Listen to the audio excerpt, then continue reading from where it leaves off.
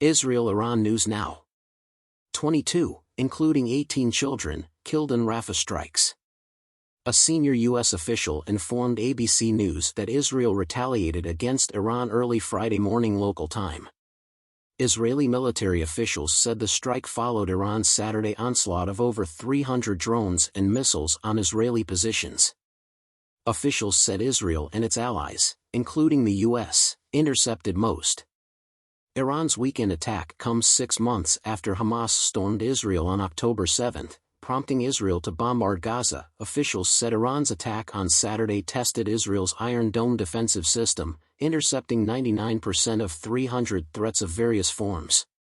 The strike involved 170 UAVs, 120 ballistic missiles, and 30 cruise missiles from Iran's Islamic Revolutionary Guard Corps, according to Israel Defense Forces spokesperson Daniel Hagari. Hagari described intercepting 99% of the threats fired into Israeli land a very major strategic achievement.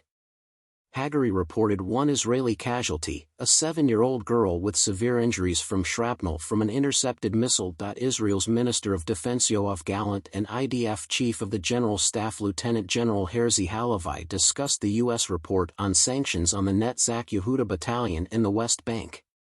Any attempt to criticize a whole unit puts a terrible shadow on the IDF, which protects Israelis, Gallant stated.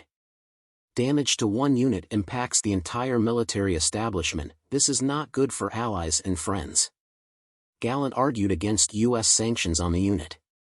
Gallant stated, "Our allies and our enemies are attentively watching the ties between Israel and the U.S., now more than ever. The U.S. administration should drop its sanctions against the Netzach Yehuda Battalion." Gallant recently spoke with U.S. Secretary of State Antony Blinken amid sanctions rumors. Minister Gallant met with U.S. Ambassador to Israel Jack Lew earlier today. The Hamas-run Gaza Health Ministry reported 22 deaths, including 18 minors, in 2 strikes on Rafah. A Kuwait hospital spokeswoman informed ABC News that the Al-Shabora refugee camp near Rafah saw at least one blast. The hospital official informed ABC News they rescued an unborn baby whose mother died in the Al-Shabora camp blast. Officials identified the mother as Sabrine Mohammed al-Sakani. The IDF told ABC News, at the stated periods, the IDF bombed various military targets of the terrorist organizations in Gaza, including military installations, launch positions, and armed terrorists.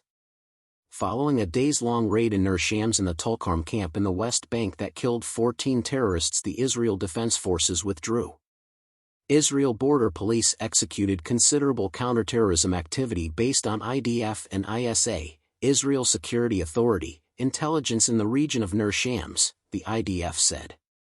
The raid began Friday and the forces eliminated 14 terrorists in close-quarters fighting, detained 15 wanted suspects, recovered numerous weapons, and destroyed dozens of explosive devices as well as 2 terror explosives factories, according to the IDF. Israeli forces killed all terrorists in firefights, according to the IDF.